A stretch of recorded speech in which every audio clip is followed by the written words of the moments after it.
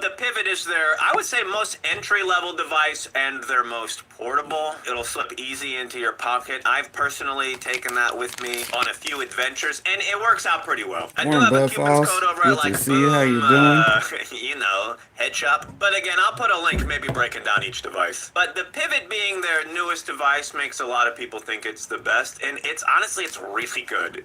For the price that you're paying and the performance that you're getting, it is really good. I think my biggest issue, or some people's biggest issue, is that the battery life isn't as good as some of the other devices, but it's actually pretty good when you compare it to other brands and other devices that are the same or in the same category. It's actually very good, especially for the price. Now, the Pivot has a small chamber. A few of the devices just have a smaller chamber. I think the Proxy is pretty small, the new Peak is pretty small, and then the Pivot, it's got to be the smallest. But it can still handle like a decent amount. I think one people's issue is they're used to scooping big old globs, so when they get a device with a smaller chamber like that, they just start pulling reclaim through or unmelted wax. I've heard a few people complain, oh, my Pivot's filled with reclaim, and it's like, you're putting too much in there and you're sucking on it too hard. I don't know what to tell you. It's too big and you're sucking on it too hard.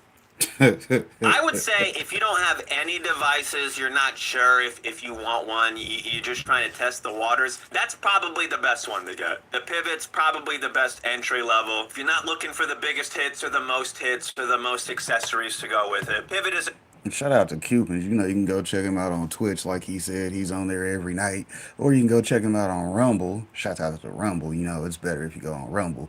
I'd rather promote people's Rumble. But then again, he's also on YouTube. So, you know, wherever you want to watch him, watch him. But you know how we say, we introduce people on YouTube and then we get you on other platforms. Shout out to the other platforms because, hey, Rumble will monetize you faster than YouTube. But, you know, we got to buy me a coffee anyways. So, shout out to having options.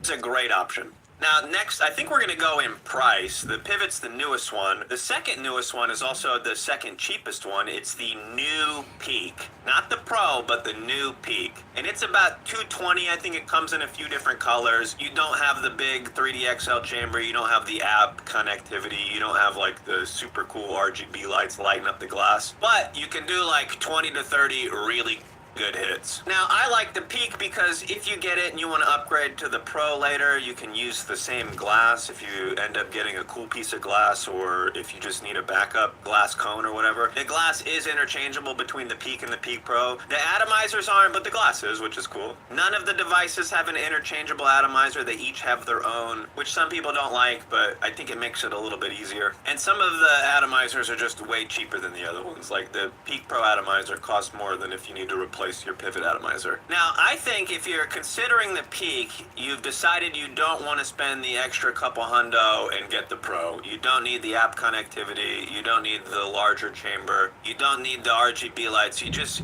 need a bunch of pretty solid hits. I think it's a really good option. I really liked mine. I tested out 3 different Peaks, and everybody that I let use one was very impressed with how it hit, because, you know, if they've already used the Pro, they're like, oh wow, it's almost as good, right? I'd say the Pro, now that it comes with the 3D XL, it's just that much better. When it didn't come with the 3D XL, the performance was kind of close. I think they just had no choice but to include the 3D XL, because otherwise you wouldn't want the Pro. But for $220, the new Peak is a really good option. It does more hits than the Pivot. It does maybe not as many as the Pro. It's hard to tell, right? Because you have, what, 4 temperature options, maybe like a 5th boosted mode on the new Peak. And with the Pro, you can customize the time and temperature a lot. You can do more with the hit, so you can kind of work on that battery efficiency by fine-tuning your hit to get more out of the battery. But I would say if you're doing like identical hits, you look up whatever the time and temperature for the Peak is, you plug that into your Pro, you're probably going to get more hits on the Pro. And it's probably going to do a better job with the hits because it has that larger 3D XL chamber. Just because it's the XL doesn't mean you have to put huge Globert De Niro's in there. You can put a smaller dab, and it does a pretty good job. It's really efficient with the smaller hits. I would say probably consider the Peak unless you want the nicest device, unless you want the Pro. Probably consider the Peak. If you don't need super portability, if you don't need to be able to easily slip it in your pocket like the Pivot, if you're just trying to get good hits but you're not trying to spend PS5 money, the Peak is a really good option.